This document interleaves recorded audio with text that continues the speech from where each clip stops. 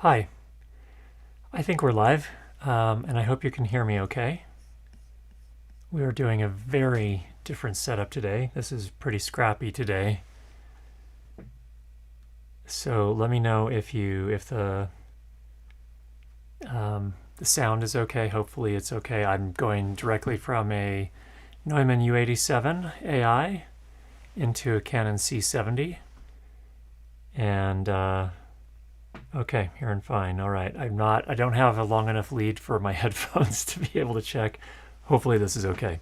So let's just, this is not a new studio now. This is the same studio I do my YouTube channel videos in right here. And by studio, I mean it is a setup within an unfinished basement, which is why I'm all dressed up in warm clothing here, because it's not heated. Okay, cool.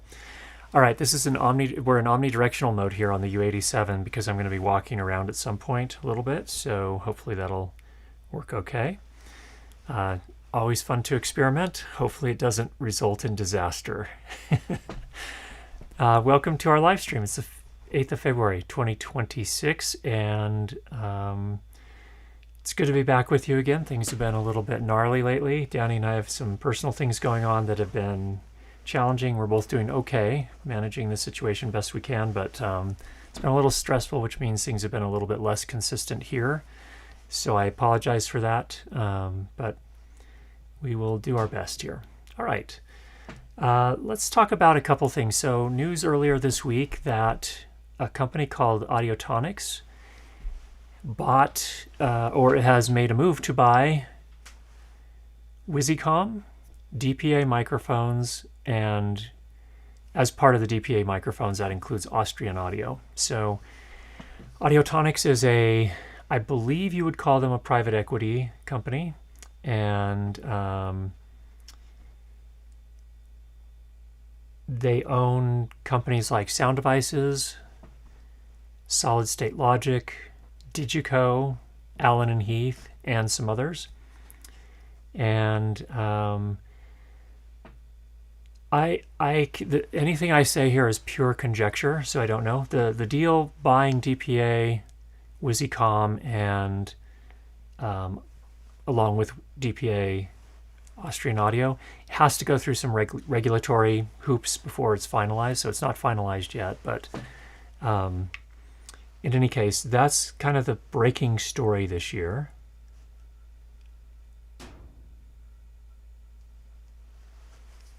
So, do I have some thoughts? I do have some thoughts. I don't know what to think, to be honest, about private equity companies buying up a bunch of different brands. So we've seen this on the video side as well. So Rycote and Manfrotto and Light Panels and several others are also owned by one. I think it was called, I can't remember if that one's called Vivendum or they've changed their name again. In any case, that's one example.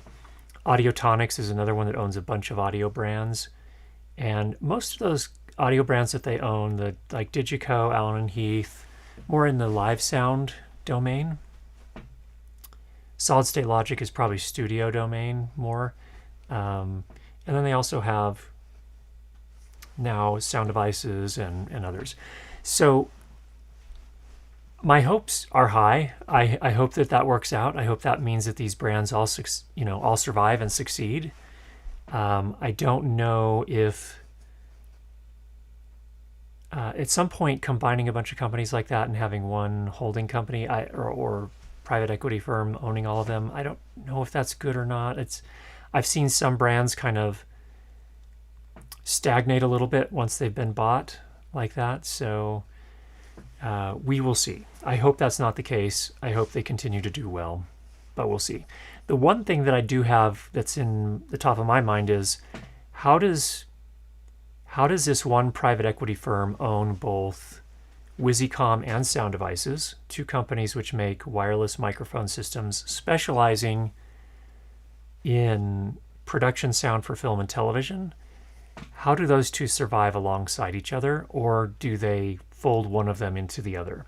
And I would say this, I think over the last few years, Sound Devices has actually been making a play to move into live sound as well. So they kind of boast about the fact, and rightly so, that their Astral system was used for the football, or the Super Bowl. Today's the Super Bowl again, by the way. But I think it was last year's Super Bowl was used for the halftime show. So that's cool. So they're kind of moving beyond just film and television production, which is probably good because a lot of that seems to be disappearing in the United States, and for sure, perhaps more globally. I'm not 100% sure. In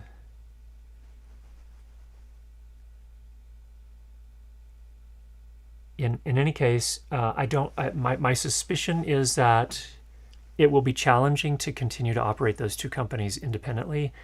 And if I had to guess, I don't know the financials of the two companies because, again, they're privately held. But if I had to guess, I would guess that Sound Devices has a little bit of a firmer standing financially. That's totally a guess. I don't know. Maybe in Europe there are a lot of Wisycom users out there. In the United States, not quite as many. In any case, if I had to guess, I would not be surprised if at some point Wisycom gets folded into Sound Devices and they share technology and they operate as one brand, whatever that looks like. That's my guess. The others, DPA Microphones is, I think, different enough from the other Audiotonix brands that I think that can continue to operate independently. And they've already bought up Austrian Audio, so I don't know what that looks like. But I guess my sense is Austrian Audio is a little bit bigger in the studio realm than it is in like theater. And DPA seems to be really big in theater and music. Theater, I mostly think of them in theater. A little bit in production sound. So anyway, we'll see how that pans out. That's all really I have to say about that. I don't really have any sort of magical insights beyond that, but just an interesting kind of development in the production sound world. All right, let's see what people say in the chat. I don't have Mark also mentions here, I don't have a way to put the chat on the screen here based on this really basic setup here. But Mark says, yes, Wisycom is big in Europe. Keep in mind that DPA just came out with their own wireless system as well. Good point. I just don't...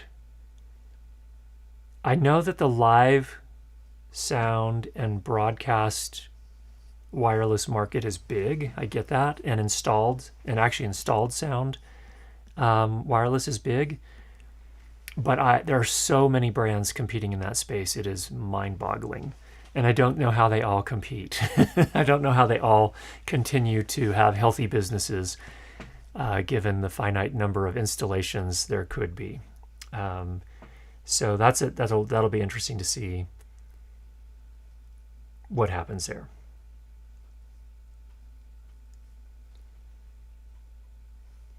Then Matt says the guy that owns Rode also owns Mackie, and so we haven't seen them kill off one. I know the group that purchased DPA, so I can't comment publicly. Yeah, Mackie. So it's actually the Friedman Group that owns Rode. They own Mackie. They own now Electrosonics, and they also own. There's a broadcast processing company they bought quite a long time ago. Aphex, I think it is. Aphex, yeah, that's what they put in there, like in the Rodecaster Pro. So,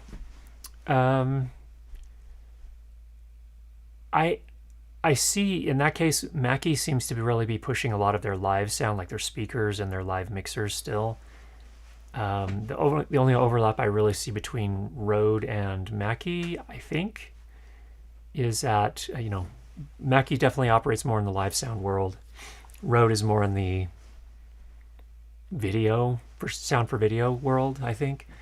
And then they do have their studio offerings as well. But I didn't see quite as much overlap there. They each have a Rode, they have the Rodecaster and the what is the name of the mixer that I use every week? The Mackie DLZ, whatever it's called. Yeah, there's overlap there, and I haven't seen a lot of development in the Mackie DLZ. So I don't know what's going on there. I would have hoped that we could have seen a little bit more feature development in that, but it just seems to kind of be stagnating. Yeah, so there's another wireless company held by another private equity firm. Actually, Friedman may be publicly owned. I'm not positive on that. In any case, we're seeing a lot of consolidation. Consolidation seems to happen sometimes when things are kind of correcting, when you get too many companies kind of competing in the same space. Sometimes you'll see that happen. In the end, my sense is that private equity firms in some cases are buying companies to get the intellectual property, fold that into something else, and that may be the end of that brand. So we could see some of that in the next little bit here. I think it's getting hard for these companies to compete. So anyway, there's some thoughts there. Yeah,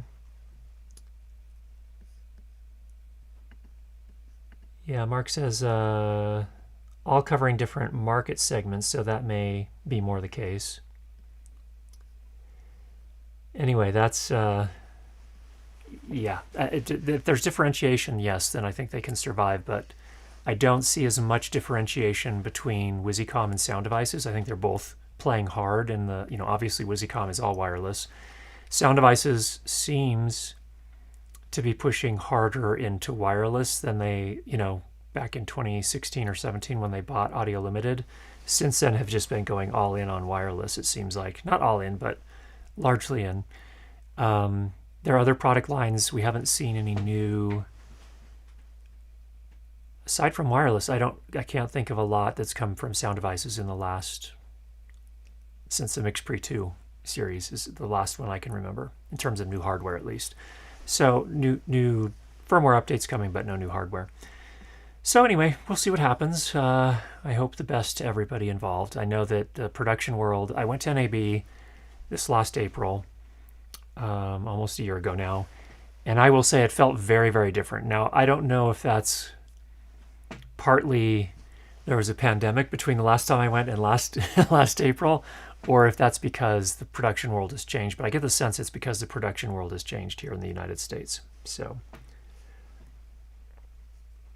in any case, Sheriff Log asks, how big are those audio companies compared to something like Samsung or LG? They're tiny compared to those. They are teeny, teeny, tiny. And it's a hard market to compete in when you're that small, I'm sure. Okay, Patrick, Daniel Patrick.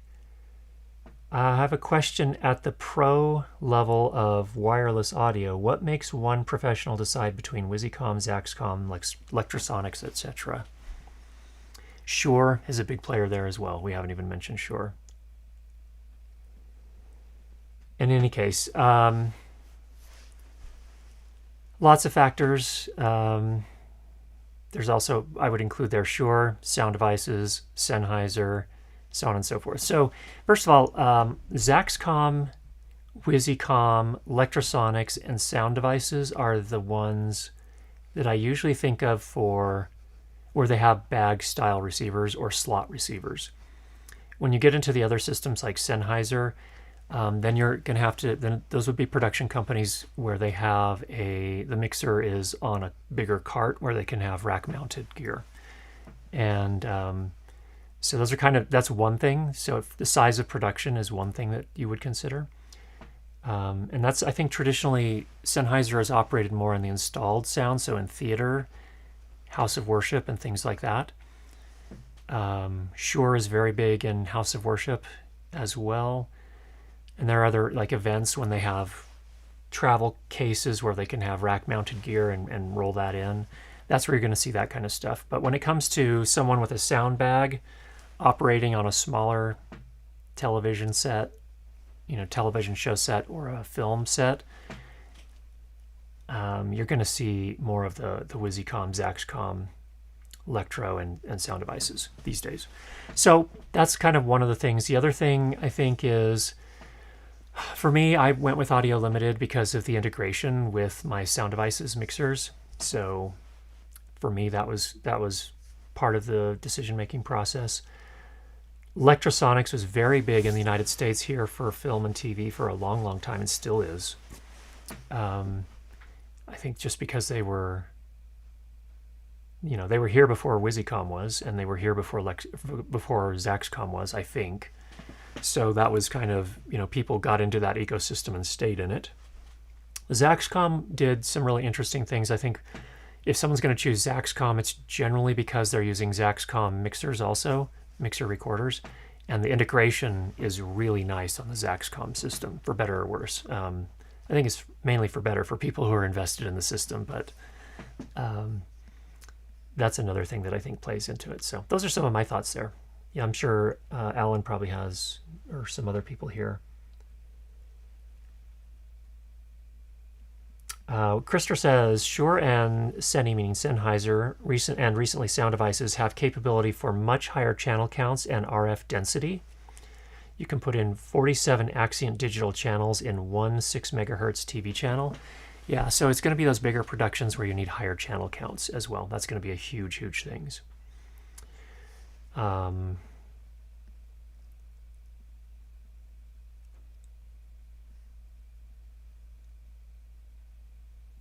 Alan says, amazes me how when you have an acoustically treated space, you can put a mic like that, U87, in on a mode, in mode relatively far away from talent, and it sounds great. Yes. This probably sounds better this way than it does up close when I speak into this one. The green thing here is just a flag. This is a big microphone boom arm, and it's actually made for like studios and stuff like that. It's I think it's called Mic King. It's their big stand with a big cast iron base. It just makes things easier for me. But the flag there is for when I lower it. It's to watch your head is basically what it is. So you're seeing it raw today, all raw. All right.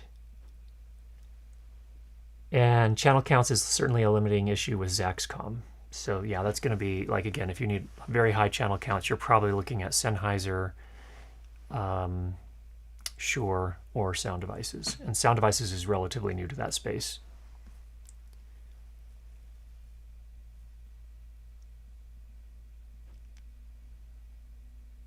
The real Wildwood 2017, the closest that I've seen a Sennheiser unit for bag sound is the EWDP EK, although it's not perfect. Yeah, they're not really playing in that space. Sennheiser, they're catering to either videographers or very high end. So not so much in that middle ground. All right, well, the reason we're here today is that I have this light that I'm making a review on, and this is a little Godox ML150 bicolor LED light. Pretty cool little light. And I have my video all filmed and edited thanks to Emma. And now I need to film the B-roll so that she can cut that in and we can release it. We'd hoped to do that by today, but I didn't get to it. The cool thing about this light is the main differentiating feature in my mind is that it has a little plate you can pop on here. Let's see here. There is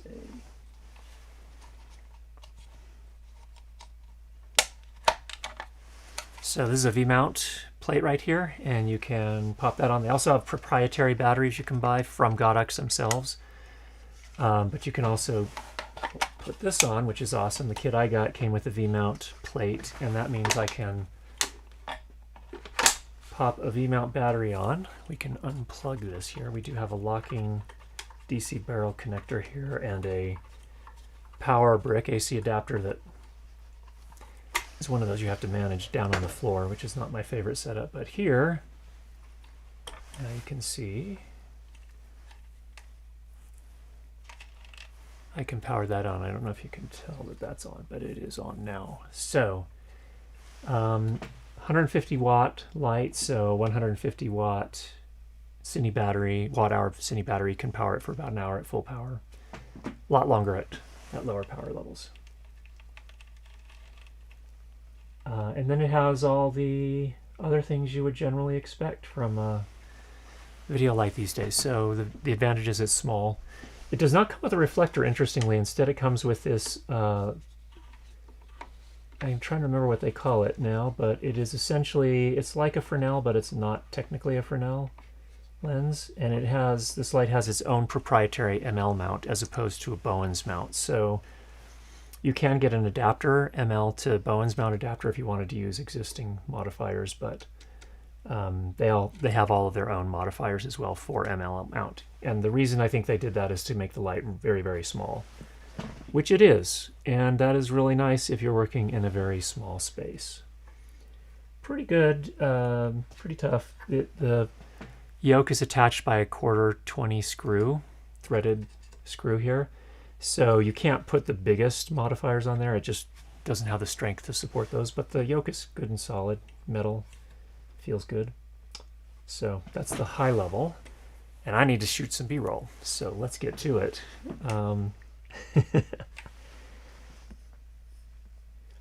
I don't know that they have a gold mount plate, Christopher. These days,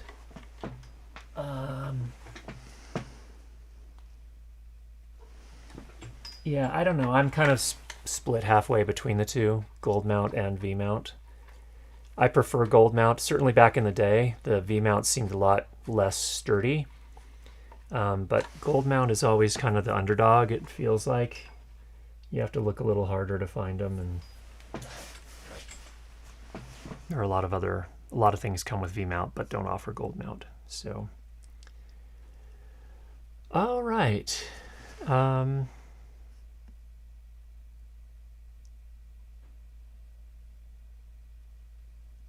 Oh, good. Mark mentions one other thing about Sennheiser, like going back to that. So Sennheiser does have the EK6042, which is a 2-channel slot mount. So they do have some slot receivers as well.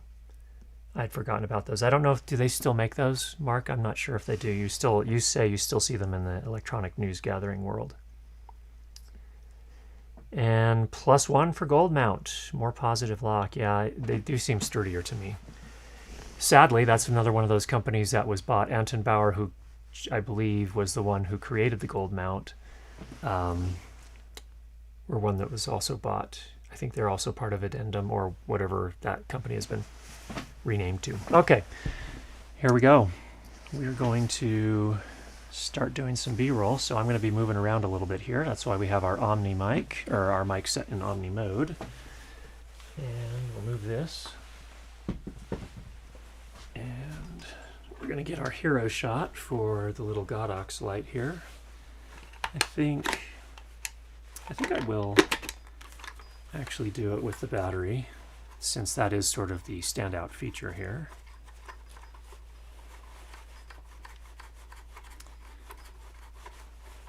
Okay, so drop that down.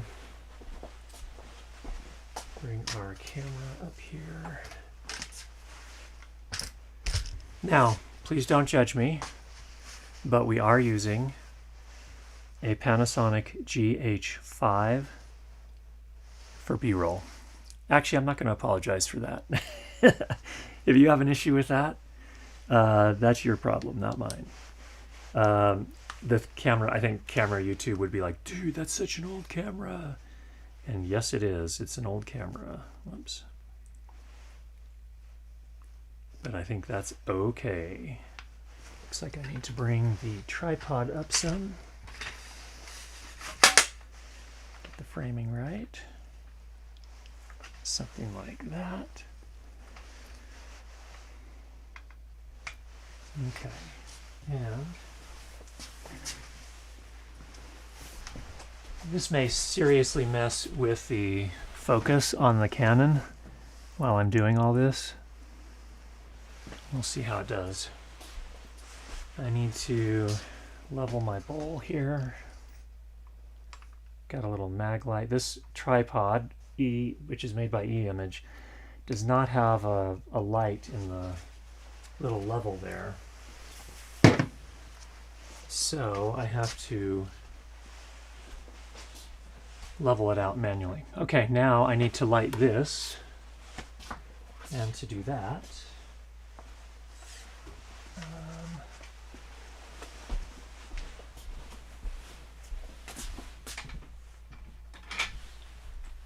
PLC stand here.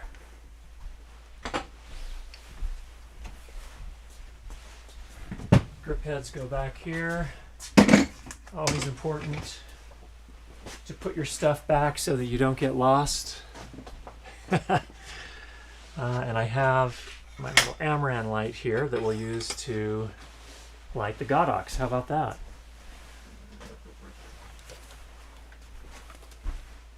Let's get this one set up.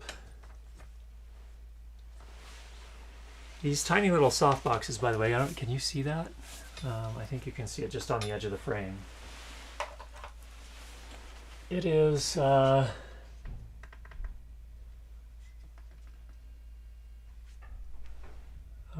35% might be a bit much. There's 10%, and we are at 5600 Kelvin, 10%. Okay, on the dimmer. Good there. Now, to do this properly,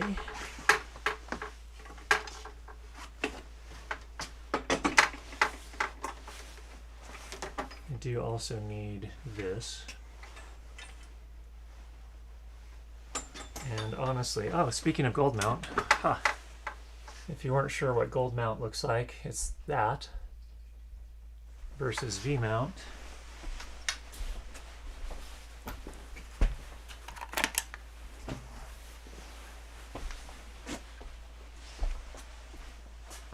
So V mount has the single metal kind of triangular bit there. Gold mount has the 3 circular mount points. So in my experience, this is a much tougher, better connector, like physically superior in my mind. But they are unfortunately a little less common. I do need to drop this one on the charger for just a couple minutes to get it to wake up. So I will do that.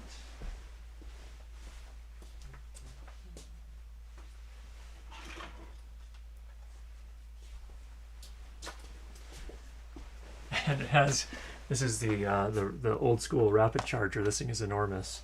You can see some of these on set. I'm going to drop this on a different circuit here. Be right back.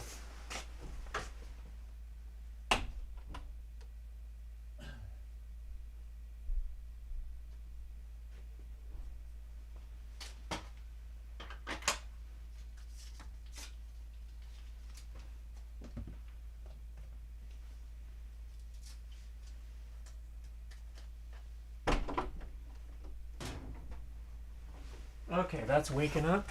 And then I have another Anton Bauer battery here, gold mount. Let's see. It's been a while since I used that one. So they go to sleep. I don't know if you can see this here. There's an LCD display here. Normally shows the percentage remaining. They go to sleep if you don't use them for a while.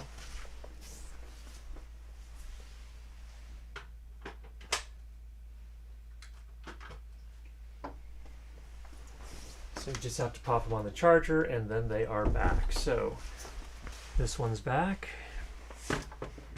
Got 83% on there. That should be plenty for us for today. And then the HDMI cable.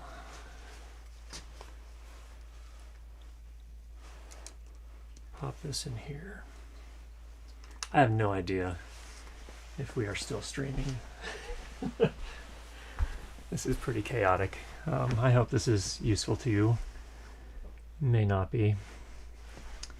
All right.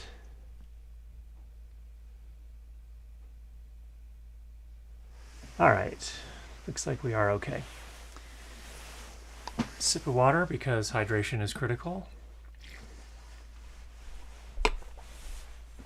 All right. Now I do believe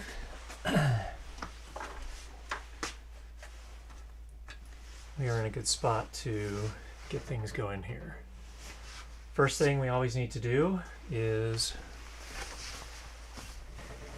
make sure that I'm going to set, hey, what's going on here? Oh, I know. Gotta plug the battery in. There we go. That'll come up now.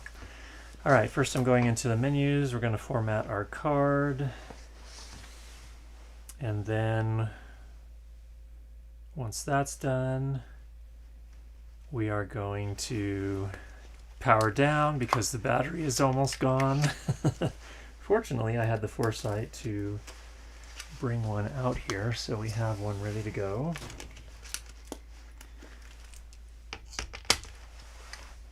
Okay, powering back up. And there we go. Should come up on, here we are on the screen, okay. All right. Looking pretty good there. So again, into the menu we formatted. I want to just double check this. I always do this little check here. Always check that your record quality, is what Panasonic calls it, is set. We are on Cinema 4K, 4096 by 2160, 2398, 422 10-bit all I, 400 megabits per second. You know, this is like a 10-year-old camera now, and it still works. Let's do a little light metering here.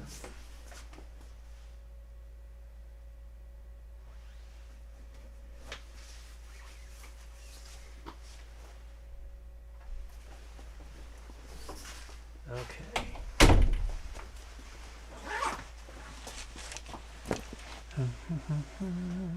Checking our exposure here.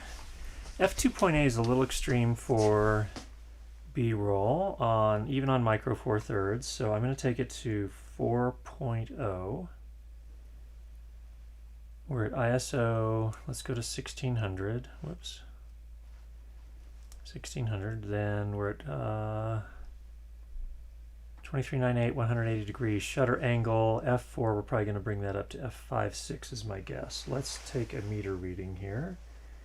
Change my ISO to 800 on the meter, or 1600 on the meter. 180 degree shutter angle, 23,976 frames per second, and they say f4. Okay, fair enough. Let's go f4. Yeah, it is a white light, so that looks about right. I want to angle it just a little bit. We've got a glare, or we're getting a reflection here, as you can see as I move. Actually, I'm in the reflection. So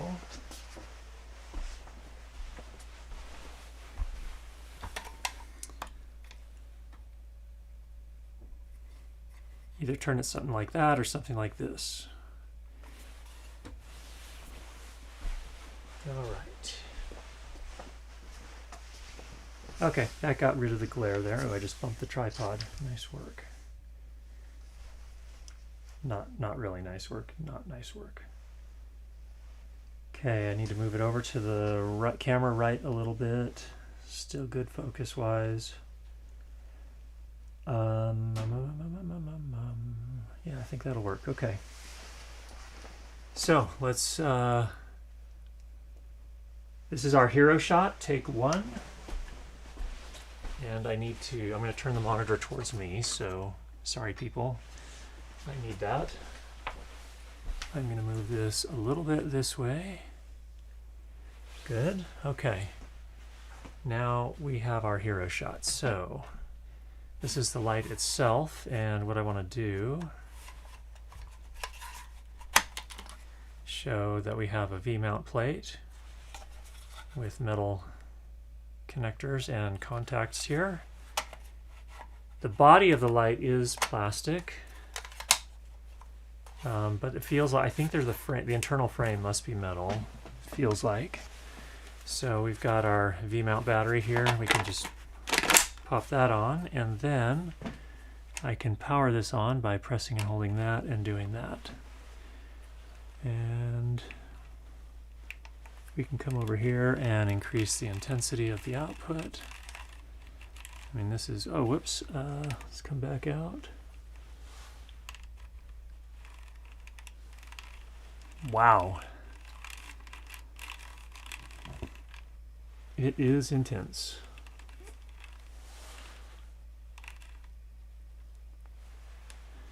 Incidentally, that's 1%. Now, let's see, what else can I show here? I can show that this comes off.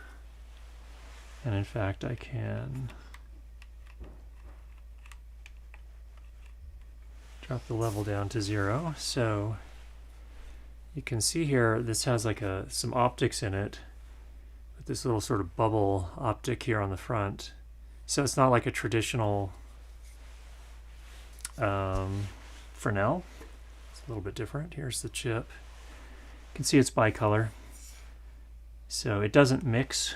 There's no sort of, you can see the two different color LEDs there. I mean, it mixes them, but it leaves it up to the modifier to do the job of making sure everything's cohesive. And then, again, putting that back on. And I can focus the beam a little bit, not a lot, but a little bit, between, I think it's 13 and 30 degrees. So there's that, and then run this side. Fans are extraordinarily quiet, which I appreciate. And go here on the bottom. Let's see on the bottom. You can see you have a USB-C port. That's for DMX, and you have a DC barrel port. And this is the release for the V-mount plate. Lots of ventilation.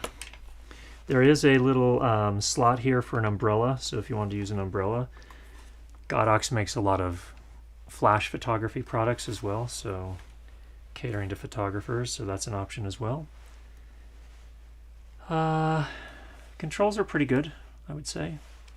Popping back out, if I want to increase, let me turn that away from the camera a little bit as I increase the intensity.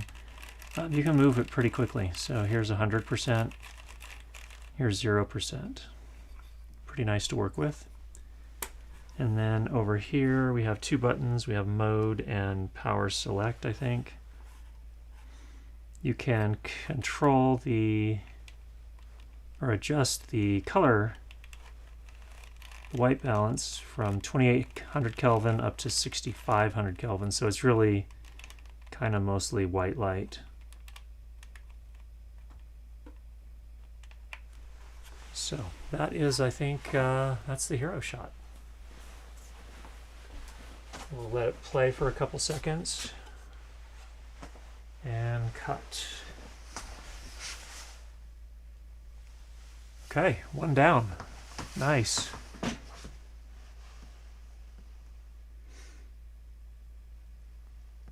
Okay, so I've got a little list here that Emma put together for me. We'd keep our notes in the Apple Notes app.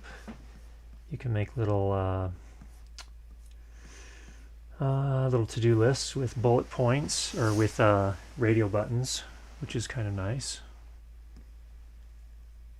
It's syncing, this app. Oh, iCloud is one of those technologies that's going to be awesome next year, every year. Just like Bluetooth is going to be awesome next year, and has been that way for like 23 years. All right, here it is, Godox. Okay, so we got the hero shot. She also wants me to get a hero shot with the Ray 120C. Okay, well that's going to be interesting because we're using the Ray 120C. And I think this is the 120. I need to double check that.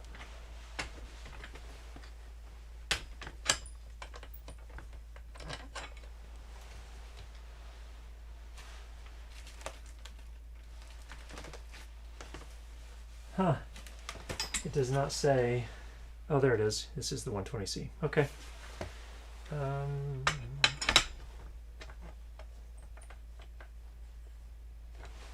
All right, well, let's figure out how to do that. Do something like this. I'm going to take the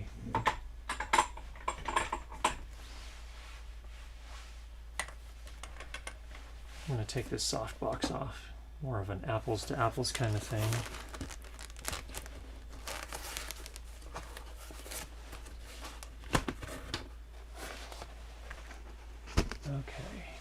going to reduce the intensity a lot. Oh, is that not even in the shot? It's not even in the shot. Okay.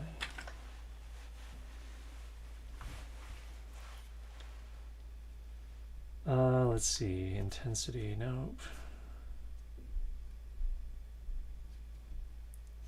Okay, CCT mode, yes, check. Intensity, let's go to 1%. No, we're gonna have to just turn these off, I think. Because they're both on 1% and they're blowing each other out. So, we're gonna need to light it with something else.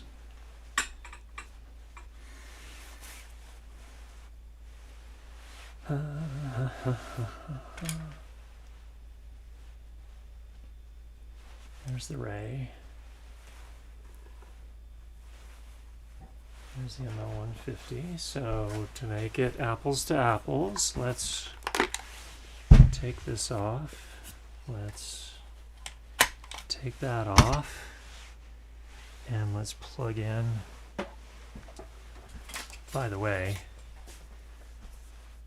big power brick.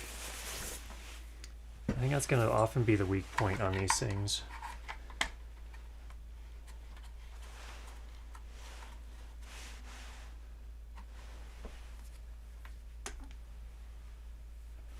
Okay, now we're kind of crowded up against one edge, so I need to go this way, which means I need to come back here. And this needs to come this way a little bit. Maybe bring it down some. And then again, apples to apples. There we go.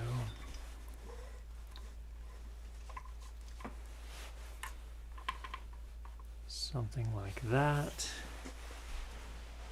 How's that looking?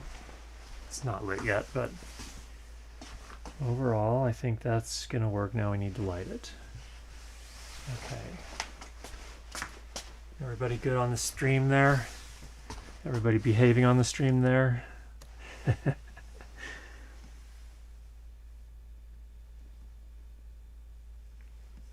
Big Power Brick is going to be Mark's new band name.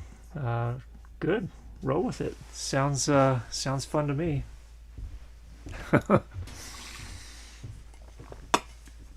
Okay. Just so you can see what I'm seeing here is the production monitor. I need to move this light I have here, and maybe I can light them with this. Some hardcore hard light. See what that does. It's kind of intense.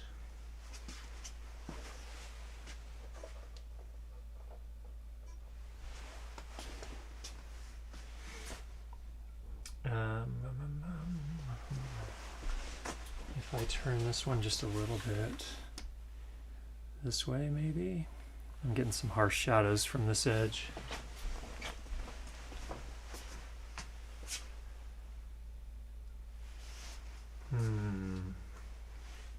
Not loving the hard light. I'm going to get the softbox. Give me just a minute here.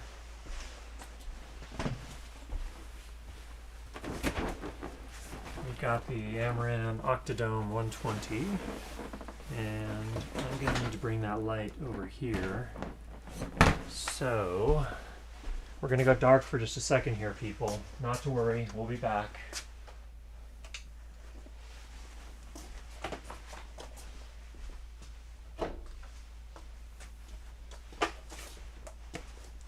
Okay. Bringing this light in about right here.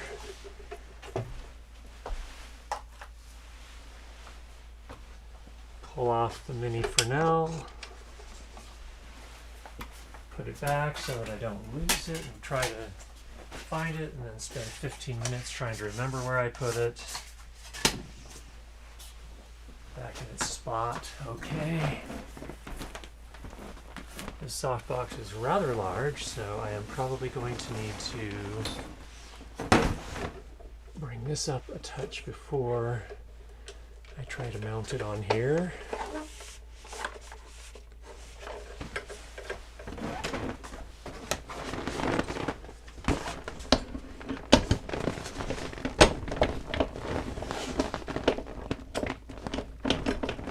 Okay. Power on.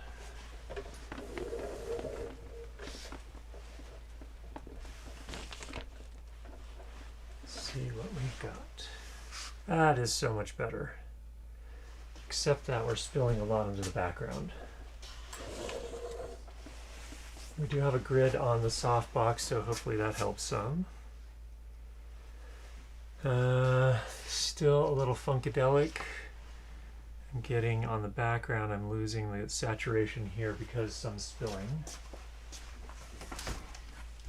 I'm going to turn this monitor so I can see it over here for a moment.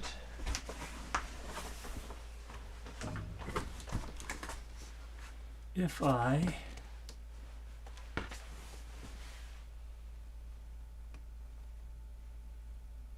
bring a flag in here, I'm still getting some spill, it looks like. But not as much.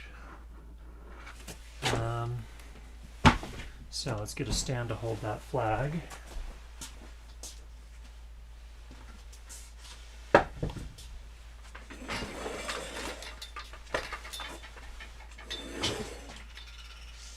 Okay, there's the stand. Need a grip head. Here is the grip head.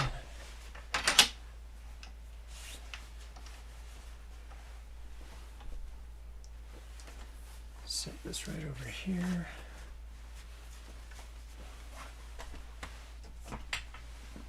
Okay.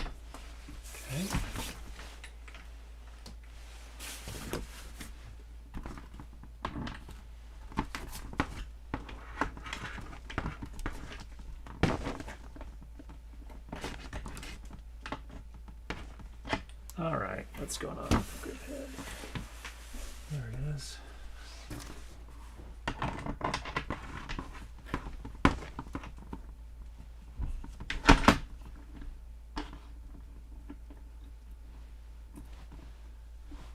Okay, that should be in the shot right now, which it is. This is also where we need to get a sandbag to stabilize our stand. The flag is not terribly heavy, but we don't want it tipping over in the middle of a shot. Okay, there we go. Sandbag on the stand legs.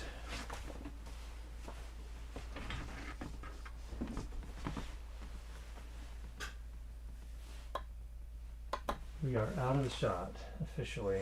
Okay.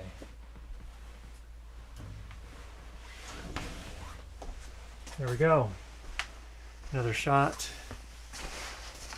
Oops. Turn this back so we can all see it again. There we are. It's a little overexposed, sorry about that. But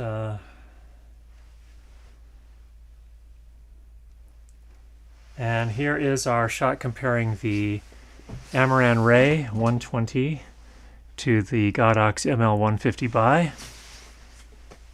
And you can see there's a bigger chip size, or at least the diffuser or mixing element on the front of the Ray is a little bit larger than what you see on the Godox. Godox looks like a box camera, sort of. Kind of interesting. Okay, I think that's enough of that. Check that one off. And then Emma wants me to show the inner and outer diffuser on an Amaran softbox. Okay, gotta go get another softbox then. I'm gonna use this. Amaran also has sent a smaller one. I think the 60C or 90C, 90, Austrian 90. Okay. Oh, I don't have the grid on that. No wonder. I thought I had the grid on there, but I don't. It's actually over there. That explains why we're getting so much spill. Alright, here is the 90.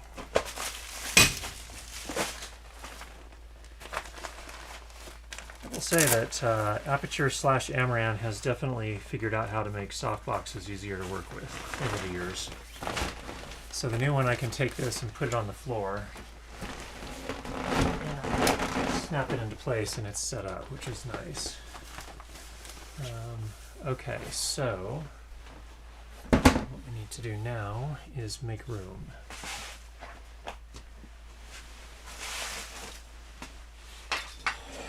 Let's stand out of the way. Let's see. We can take the flag down now. Might need it later, so I'll leave the stand out for the moment.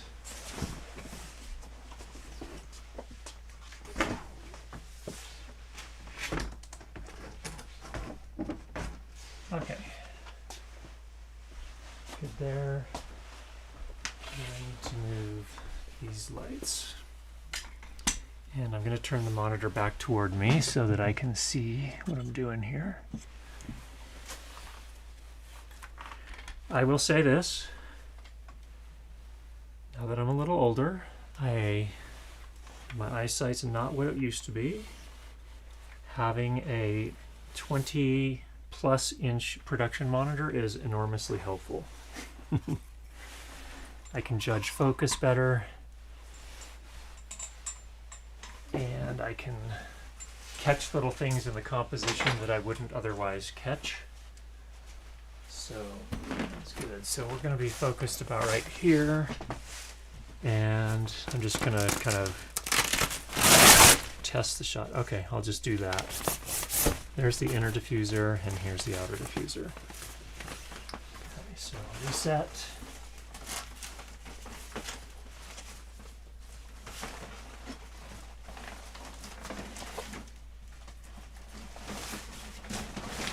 Okay, now it's time to roll.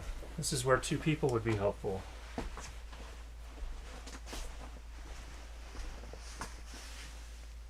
Okay, rolling. This is going to be inner and outer diffuser on an Amaran Ray softbox.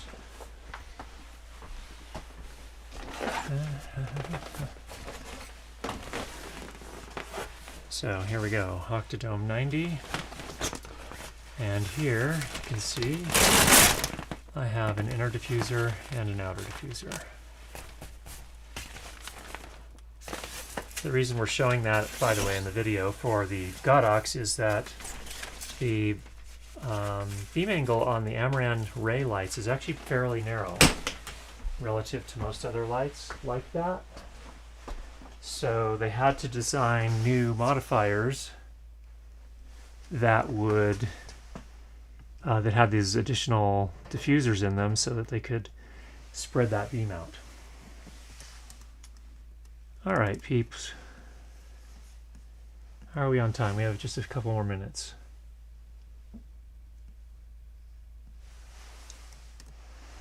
All right, show the menus, temperature range, and output. Okay, back to the Godox then.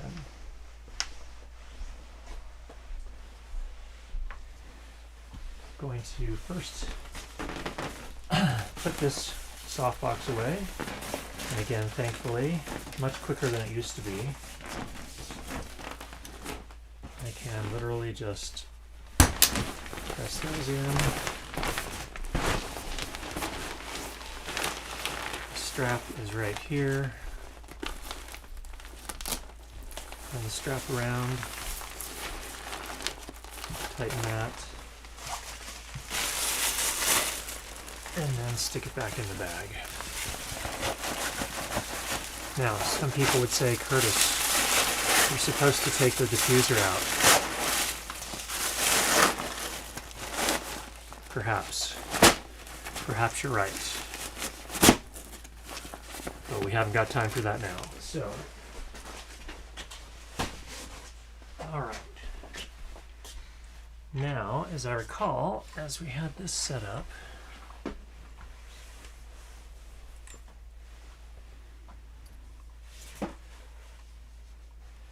bring that up into the frame. Got to get the angle just right. Go ahead and put this back on. And where did I put the, here it is. There's a little case.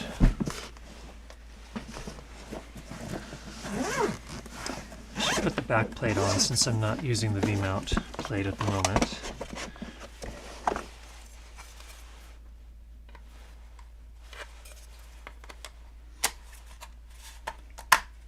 There we go. More finished look. All right, how are we? We are not centered. I need to go more this way. Power on.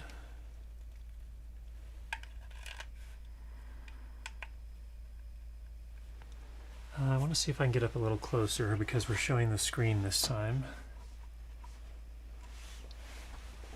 And I'm not sure that that zoom lens will get us what we need. So I may need to move the camera forward a little bit. And, whoops. To back it up a little bit more. Okay. It's looking something like that if you're curious what I'm looking at here.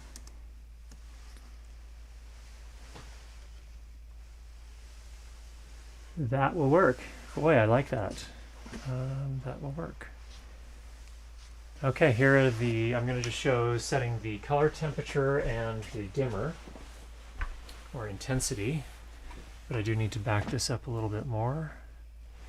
Okay, so here we go. All right, so let's go to first intensity. There's 100%. And we're basically blown out. There's 1%. And then color temp wise, there's 2800 Kelvin. You can see it's very warm. And here's 6500 Kelvin. You can see it's very blue. So warm to blue. And I'm usually going to spend most of my time at 5600 Kelvin. Right around there. Okay. All right, cut that shot.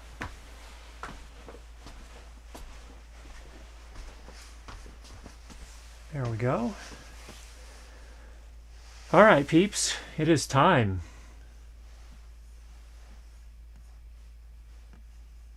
Okay, looks like we have a healthy chat. Sounds like you guys got some good time together in the community today. Glad to hear that. Let me just check the chat here real quick, see if there's anything. We're talking about tin cans with strings or wires. I missed this whole conversation.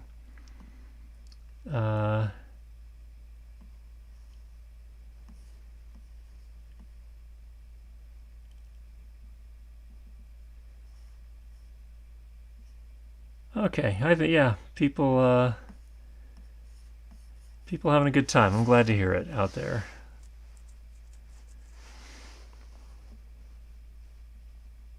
Okay, cool.